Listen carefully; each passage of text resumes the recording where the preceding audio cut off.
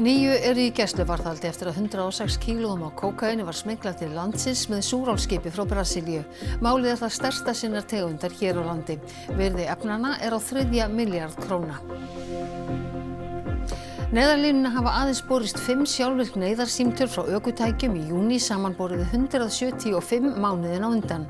Slökkt var endanlega á 2G og 3G farsímakerfum landsins 1. júní. Andstæðingar innflytjenda í Suður-Afríku hafa gefið farandverkamönnum án dvalarleyfa frest til dagsins í dag til að fara úr landi. Mikil hræðsla hefur gripið sig og þúsundir hafa yfirgefið landið síðustu daga. 24 konur á Austurlandi verða fyrir áhrifum af sumarlokun fæðingardeildarinnar í Neskaupstað. Par á Stöðvarfirði telur sinn kostnað hlaupa á hundruðum þúsunda. Hundur í Svíþjóð sem áður eltist við elgi hefur nú vingast við elgskálf sem fæddist veikburða.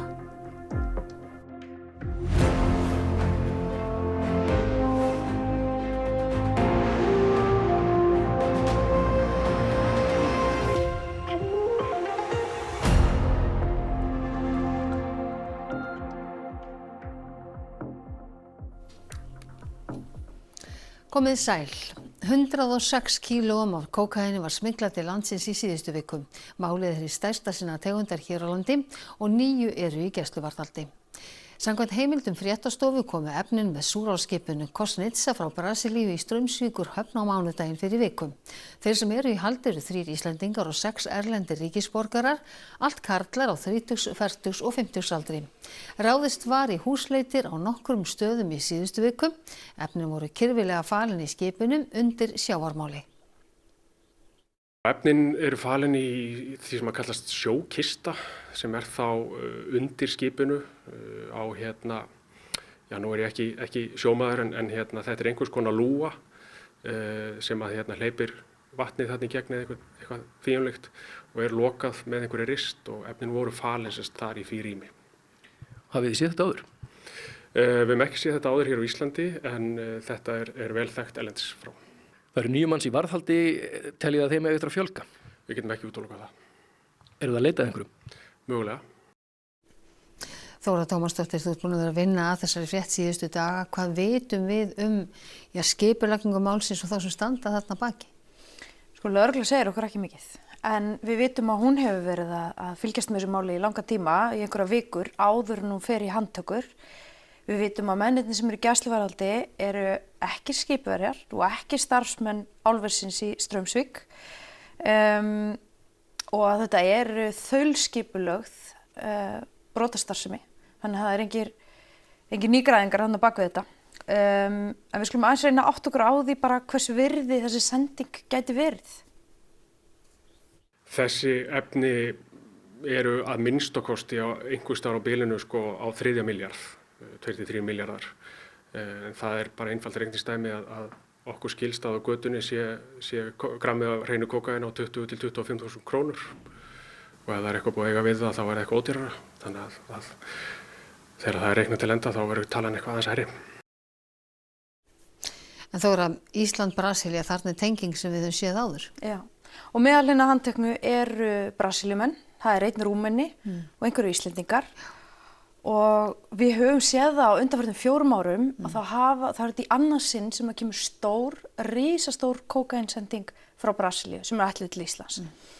2022 þá var reynt að smygla 99,9 kílóum af kókaíni með timbursendingu í gámi og að því tilefni þá sendi lögreglan á Íslandi lögreglumenn til Brasilíu til að yfirheyra mann sem heitir Sverrir Þór Gunnarsson kallaður Sveddi Tönn og nafnið hans hefur ítrekað komið upp í lögreglurannsóknum á stórum fíkniefnamálum og það er ekkert launungamál, það hefur margoft verið sagt frá því í fjölmiðlum að hann er álitinn höfuðpaur í glæpasamtökum í Brasilíu sem að stunda víðtæka brotastarfsemi, fíkniefnasölu meðal annars og þetta segir þetta með þeim fyrirvara við vitum ekki til þess að þessi maður tengist þessu máli en það er líklega eitt af því sem að kemur til greina. Þannig að við setjum auðvitað þann fyrirvara á það. Heyrum hvað Ævar Pálmi allavega sagði það. Teljið þið að hann sé mögulega á bak við þetta líka? Ég get ekki tjá mig það.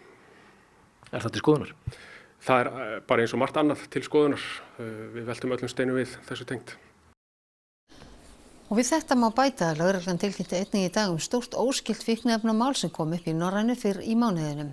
Erlendur karlmaður á 60-aldri kom á húsbíl sem í voru 56 kíló af amfetamíni, 8 kíló af kókaíni, 3 kíló af ketamíni, 1 kíló af kristölluðu metamfetamíni og 1 kíló af svokölluðu bleiku kókaíni, sem blanda af ketamíni og MDMA.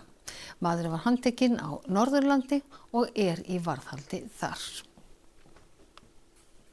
Og þá að allt öðru. Sjálfvirk neyðarsímtöl frá bílum til neyðarlínunar hafa nánast þurrkast út frá því að slökkt var á 2G og 3G kerfum landsins. Fjarskiptastofa og fjarskiptafélög benda hvort á annað. Ísland var fyrst Evrópuþjóða til þess að slökkva alveg á 2G og 3G farsímakerfinu. Frá því að var slökkt hefur sjálfvirkum neyðarhringingum úr bílum eða e-call nánast þurrkast út. Í maí voru þær 175, í júní 5. Varðstofustjóri hjá Neyðarlínunni hafði áður sagt í fréttum RÚV að þessi sjálfvirku símtöl væru mjög gagnleg. Þetta þýðir að fleiri fá hjálp og þá sérstaklega fólk sem að hugsanlega gæti ekki beðið sjálft aðstoð. Þannig að áður fyrr þá lentir þú í slysi og þú þurftir bara að bíða eftir að einhver kom að þér til að hringja fyrir þig. Og það gat liðið langur tími. Núna erum við með dæmi þar sem að við erum búin að fá símtalið áður en að fólkið í slysinu veit hvað gerðist hreinlega. Í upphafi árs voru 30.000 símar sem ekki virkuðu sem skildi eftir að slökkt var á sendunum. Í dag má áætla að þeir séu 6.000 að mati fjarskiptastofu. Þá talið að tugir ef ekki 100.000 bílar séu með óvirt e-call neyðarhringikerfi og náu því ekki sambandi við neyðarlínuna við árekstur.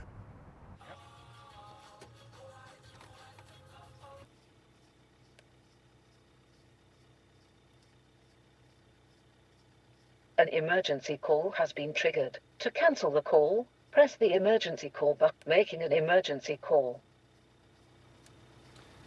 No signal. Hægt að uppfæra allar gerðir bíla? Nei. Hver kostnaðurinn við að uppfæra e-call kerfið í bíl ef það hægt á annan borð? Kostnaður getur hlaupið á 20.000. Hversu mikilvægt þetta kerfi í bílunum? Það getur bjargað lífum, alveg klárlega mikilvægt. Og af hverju ekki hægt að uppfæra allar gerðir bíla?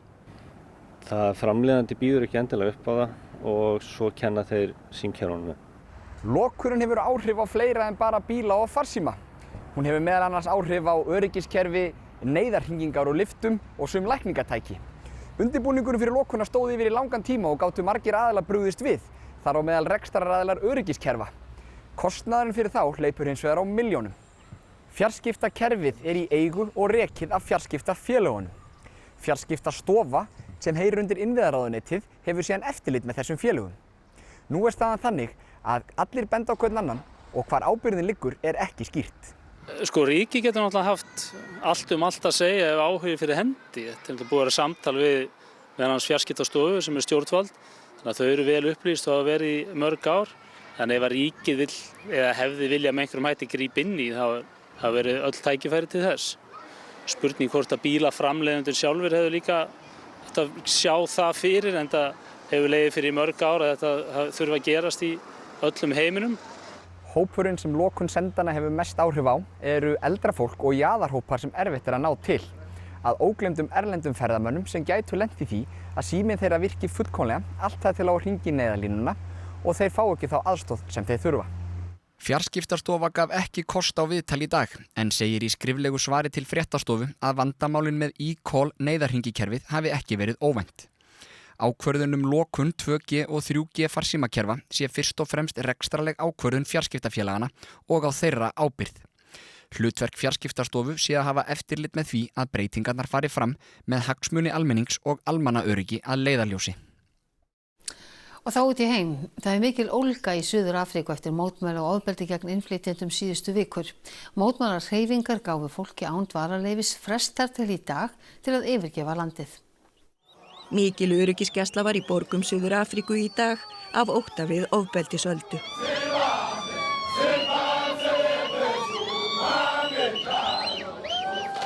Síðustu vikur hafa þúsundir mætt í mótmælagöngur og krafist þess að innflytjendur sem ekki eru með dvalarleyfi fari sjálfviljugir úr landi. Fólk án dvalarleyfa hefur verið hrakið af heimilum sínum og stjórnendur fyrirtækja hafa vikið í úr störfum af ótta við hefndaraðgerðir mótmælenda. Þúsundir farandverkamanna frá nágrannaríkjunum hafa þegar yfirgefið landið. Our locals are not working. So we say they must go, they must leave our communities. We've had enough. We are the ones that have seen the impact of what goes on because of illegal immigration. Therefore, if the 30th of June is putting enough pressure on governments and illegal immigrants themselves to go home, what could possibly be wrong with that? 5 innflytjendur hið minnsta hafa verið drepnir síðan í apríl. Á dögunum tók æstur múgur ungan mann frá Malaví af lífi. Dagný Hulda Erlendsdóttir, gegn hverjum beinast þessi mótmæli og þetta ofbeldi aðalega? Það hefur aðalega verið gegn farandverkamönnum frá nágrannaríkjunum. Fólk hefur verið að koma frá Zimbabwe, Mósambík og Malaví í leita vinnu og betra lífi. Og það hafa borist fregnir af því að þessar mótmælahreyfingar hafi verið mjög ógnandi við fólk síðustu daga og svona hótað að fólk hafi verra af ef það var ekki farið úr landinu fyrir daginn í dag. Þannig að nokkur Afríkuríki hafa sendt bæði flugvélar og rútur bara til að bjarga sínum borgurum eins og gert í náttúruhamförum. Og núna í vikunni þá var þúsundir manna frá Malaví haldið til á bílastæði í borginni Durban og beðið eftir björgun. Sometimes when you are walking, they asking you when you gonna go back home. They say they can kill every foreign nationals here. So we're supposed to go home. Yeah, we can't live here like that. How I lost my job is so painful for me, and I was not having anything, any money that I can go home. En Dagný Hulda, hver hafa viðbrögð stjórnvalda verið? Forseti landsins hefur hvatt mótmælendur til að mótmæla friðsamlega og vera ekki að beita ofbeldi og valda eyðileggingu eins og raunin hefur verið.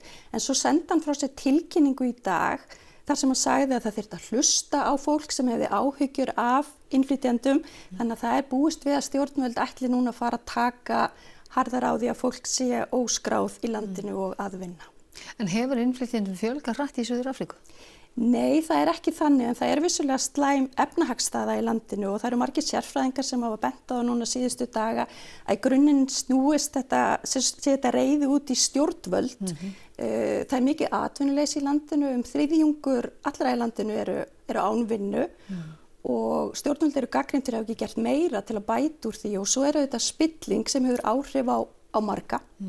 En við skulum heyra hvað sérfræðingur segir þessi mál. Total population is growing. What we see is a lot of people converging on cities and a lot of people converging in spaces that have not been planned for that many people. So there's a sense of competition, there's a sense of acute hardship as South Africans struggle with the economy, and immigrants are highly visible. So those things have all worked together, but the actual numbers have not jumped up, whether it's of asylum seekers, of refugees, or of migrants, whether they're documented or not. Dómsmálaráðherra segir að gripið verði til aðgerða láti áhöfnin á Bandera og skipi Paul Watson samtakana verða af hótunum sínum. Háttsemi sem ógni íslenskum sjómönnum í lögmætri starfsemi verði ekki liðin. Fyrir mér þetta ekki mál sem að snýst hvalveiðar eða afstöðu til hvalveiða. Þetta mál sem að snýst öryggi þeirra sjómanna sem hér eru á veiðum og auðvitað líka áhöfn hins erlenda skips. Dómsmálaráðherra lagði fram minnisblað á ríkisstjórnarfundi í morgun viðbúnað Landhelgisgæslunnar vegna komu skips Paul Watson samtakana Bandero til landsins helgina.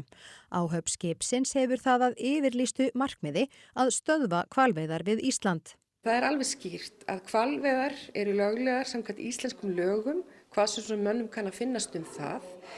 Markmið stjórnvalda og hlutverk Landhelgisgæslunnar að tryggja öryggi sjófarenda. Það munum við gera og munum grípa til allra þeirra aðgerða sem við þurfum að gera til þess að ná fram því markmiði ef á reynir. Þorbjörg segir nokkra kosti í stöðunni.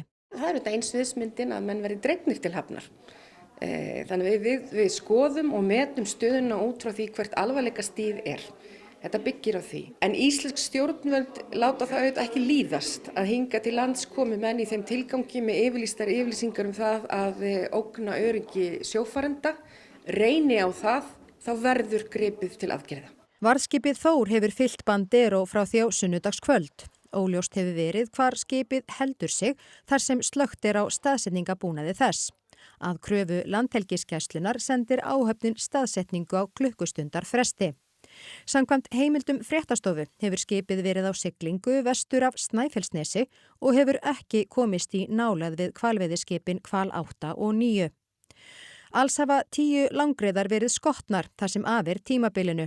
Hvalur 9 landaði 2 langreyðum í gær og hvalur 8 einni í dag. Vegna slæmra veðurskilyrða á miðum úti eru bæði skip við bryggju. Kristján Loftsson, forstjóri Hvals, hefur ekki svarað beiðni fréttastofum viðtal þrátt fyrir ítrekkaðar tilraunir. Í samtali við Morgunblaðið í dag segist hann gefa lítið fyrir þetta anti-everything lið eins og hann kallar liðsmenn Paul Watson samtakana sem mætti útleggja sem fólk sem á móti öllu. Tuga þúsunda enn saknað í Venesúela eftir 2 öfluga jarðskjálfta í síðustu viku. Það leiðir að hátt í 60.000 byggingar séu skemmdar. Vonir að finna fólk á lífi í rústum hafa dvínað núna þegar 7 dagar eru liðnir frá skjálftunum. Staðfest hefur verið að rúmlega 1700 manns hafi farist og yfir 5.000 slasast.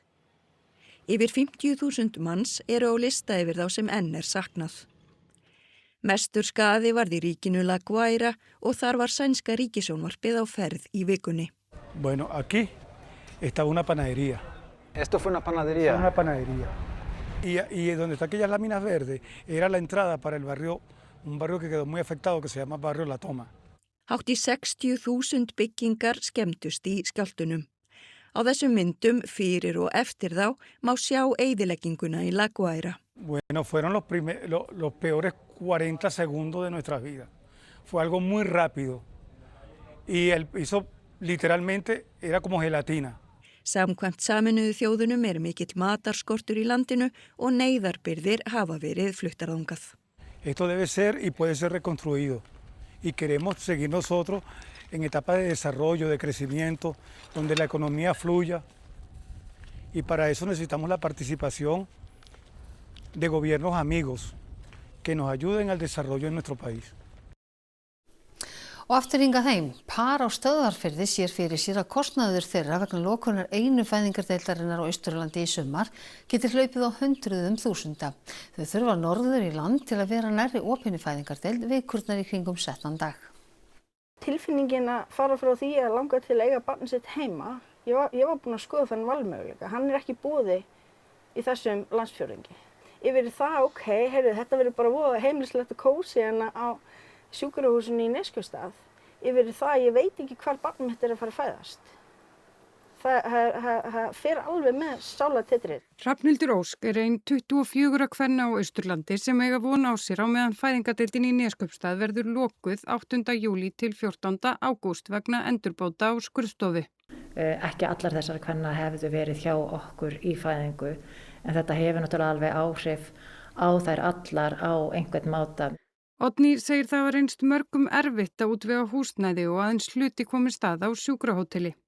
Hluti af útlögðum kostnaði móður sé svo endurgreiddur.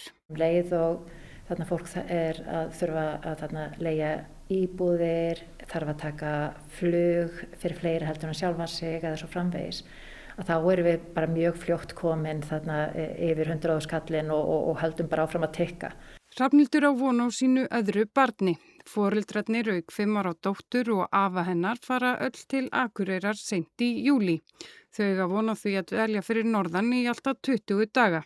Fyrsta skrefið var að finna íbúð. Auglýsti náttúrulega bara inn á Facebook síðum og þetta er náttúrulega byrjað að skoða inn á þessum gistisíðum, Booking og Airbnb og þessu og það náttúrulega bara verðið þar var náttúrulega bara ekki til þess að tala sko, það var svo hátt. Hvað var það? Það var alveg frá 1 milljón upp í 1,5 fyrir þetta tímabil sko. En ég auglýsti hérna og útskýra aðstæður og betur fyrr þá mikið af góðhjörtuðu fólki á Akureyri því að það voru margir sem settu sig í samband við okkur og buðu fram íbúðir sína sko, þannig að það bergaðist. Eru þið eitthvað búin að telja saman? Hvað haldið að þetta muni kosta ykkur? Nei, ég ekki sko. Við erum ekki búin að telja það saman sko en þú veist, ég get alveg trú að þetta sé alveg upp undir kannski 500.000 með öllu, skilur, þegar allt tekið saman svona. Auðvitað fæ ég ekkert allt út á landi, en mér finnst samt alveg lágmark að ég geti eignast barn á þess að ég persónulega við þurfum að punga út fleiri 100.000 fyrir bara svona einhverja grunnþjónustu. Þetta bara grunnþjónusta. Saksóknari fór í dag fram á 16 ára fangelsisdóm yfir Ming Ting Mansell í morðmáli sem kennt við Edition hótelið í Reykjavík. Mansell sætir ákæru fyrir að bana dóttur sinni í samverknaði við mann sinn sem einnig lést á hótelinu. Verjandi hennar krafðist sýknu en annars að hún verði sakfelld fyrir brot á hegningarlaga ákvæði þar sem segir að svipti maður annan lífi fyrir brýna beiðni hans sé refsingin allt að 3 árum. Saksóknari sagði á móti engar sannanir fyrir því að dóttirin hefði beðið að deyja. Dóms er að vænta innan 4 vikna. Hjúkrunarrými tæplega tvöfaldast innan fárra ára á dvalarheimilinu Höfða á Akranesi samkvæmt samkomulagi sem undirritað var í dag. Markmiðið er að eyða biðlistum. Samkomulag byggingu 60 nýrra hjúkrunarrýma á Höfða var undirritað í dag af ráðherra, bæjarstjóra Akranes og oddvita Hvalfjarðarsveitar. Hjúkrunarrýmum mun samkvæmt því fjölga 80%. Þetta er ótrúlega mikilvægt. Við erum búin að sjá langan biðlista í mörg ár og við heyrum meira og meira af neyðar ástandi heima fyrir. Við erum áþreifanlega vör við það hérna á Höfða og þetta mun gjörbreyta öllu fyrir samfélagið. Þannig þetta mun duga til þess að eyða öllum biðlistum? Þetta ætti að eyða biðlistanum og hérna inn á Höfða og gefa okkur tækifæri til að bjóða fleirum hvíld eins og fólk á rétt á, koma hérna í hvíldarinnlögn. Það er víðar vöntun á hjúkrunarrýmum, hvað næst? Já, það er bara áfram veginn. Við erum til dæmis að núna förum við bráðlega vonandi að taka í notkun Nauthólsveginn í Reykjavík. Við erum nýlega búin að opna í Urðarhvarfi þar sem að tugi eldra fólks fekk þá sína framtíðar búsettu af Landspítala Háskólasjúkrahúsi. Þetta snýst það að koma fólkinu okkar í skjól. Akureyri er að fara að ráðast í mjög viðamikla uppbyggingu þar sem það er áætlaður byggingatíminn 13 mánuðir. Þannig að það er mikill metnaður, það er í Hveragerði og svo er það hér og það er Reykjanesbæ og Hafnarfjörður og bara út allt og Vík í Mýrdal og alls staðar. Við erum bara Húsavík. Íslenskur perlusandur verður sífellt vinsælli. 20.000 tonn af svörtum sandi frá Stokksnesfjörum eru flutt út á hverju ári. Síðustu 20 ár hefur sandnáman við Stokksnes verið gjöful. Ég má segja að þetta sé náttúrufyrirbrigði. Þetta komi mikið af svona stærðum af möl upp. Á hverju ári eru hátt í 40.000 tonn af mölinni tekin úr 8 kílómetra langri fjörunni frá Stokksnesi og í átt að Hornafjarðarósi. Helmingur er notaður hér innanlands en hátt í 20.000 tonnum er siglt suður á bóginn. Í skipinu sem Fréttastofa myndaði fyrr í mánuðinum var verið að moka 3.600 tonnum í skip á leiðinni til Englands. Ómar segir marga hafa furðað sig á því hvaða staðir vilja ólmir fá íslenskan perlusand, eins og eyðimerkur ríki í Bandaríkjunum. Sandurinn sé vinsæll í sundlaugar í Norður-Ameríku, hann sé mikið notaður í gangstéttir og innkerslur annar staðar og sumstaðar í Evrópu prýði hann garða. Fannst þetta skrítið að ég flytti út sand til Arizona því að það væri nóg til af honum. En þetta er ekki svo einfalt, bæði er þetta örfis á litinn, það er gulur sandur. Og síðan er þessi sandur í þessum eyðimerkum, hann er það fínn að hann nýtist eiginlega ekki neitt. Þetta er miklu grófara efni og sterkara. Höfnin við Horn var byggð sérstaklega undir útflutningin. Þar vinna 3 til 4 við vinnslu á sandinum allan ársins hring. Magnið sem er tekið úr fjörunni hefur það bil 5-faldast á undanförnum 2 áratugum. Ómar segir aðstæður einstakar. Námurnar fyllist aftur jafn óðum þegar úr þeim er tekið. Sandurinn fari með jökulánum til sjávar þar sem hann slípast yfir árhundruð og skólast svo upp í fjöruna. Sandburðurinn sé mjög mikill og hann telji ekki hættu á að of mikið sé tekið. Já, það er bara ekki víða sem eru svartar fjörur sem gott er að komast í og sem endurnýjast. Óvænt vinátta elgskáls og varðhunds hefur þróast síðustu vikur í bæi Ockelbo í Svíþjóð.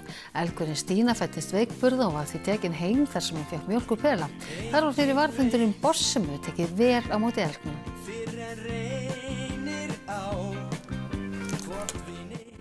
Det är väldigt häftigt att se hur en gammal jakthund som har jagat älg hela sitt liv kan slå om i äldre dagar och tappa jaktinstinkterna och bara bli en glad älgpappa som blir mån om en älg istället. Vi har ju 2 små barn här hemma som springer runt och leker med Boss och Stina tillsammans. Liksom. Och när Stina och Boss liksom varit så bra bundisar så innebär det ju att man känner att hon har sällskap och hon har närhet även om inte vi alltid kan vara med. Þá það veðrið suðurlag 8–10 metrar á sekúndu og rigning eða skúrir einkum á sunnanverðu landinu, hiti 8–16 stig og hlýjast norðaustan til en við fjöllum nánari veður að loknum íþróttum. Útsláttarkeppnin á HM í fótbolta í fullum gangi. Noregur og Fílabeinsströndin áttust við síðdegis. Gærkvöldið og nóttin var afar dramatísk þar sem vítakeppni þurfti í 2 leikjum. Þegar eru stórar þjóðir byrjaðar að pakka í töskur. Loks tökum við púlsinn á karlalandsliðinu í körfubolta sem býr sig undir mikilvæga leiki í undankeppni HM. Það eru náttúrulega bara 2 úrslitaleikir upp á framhaldið, þannig að við ætlum bara að gera það vel og ætlum okkur að ná í sigra. Missið ekki af íþróttum hér eftir andartak. Og það var helst í þessum fréttatíma að 9 í gæsluvarðhaldi eftir að 106 kílóum á kókaíni var smyglað til landsins með súrálskipi frá Brasilíu. Málið það stærsta sinna tegundar hér á landi. Virði efnanna á 3 milljarð króna. Neyðarlínuna hafa aðeins borist 5 sjálfvirk neyðarsímtöl frá ökutækjum í júní samanborið 175 mánuðina á undan. Slökkt var endanlega á 2G og 3G farsímakerfum landsins 1. júní. Andstæðingar innflytjenda í Suður Afríku hafa gefið farandverkamönnum án dvalarleyfa frest til dagsins í dag til að fara úr landi. Mikil hræðsla hefur gripið sig og þúsundir hafa yfirgefið landið síðustu daga. 24 konur á Austurlandi verða fyrir áhrifum af sumarlokun fæðingardeildarinnar í Neskaupstað. Par á Stöðvarfirði tilraun sinn kostnað hlaup á hundruðum þúsunda. Þessum fréttatíma að ljúka og nú komið að íþróttum og veðri. HM og í fótbolta rúllar á RÚV 2 þar sem stofan hefst klukkan 8:30. En það næst fréttatími í útvarpinu klukkan 10 í kvöld og nýjustu fréttir má alltaf finna inn á RÚV.is allan sólarhringinn. En við á fréttastofunni ætlum að segja þetta gott að sinni. Verið sæl.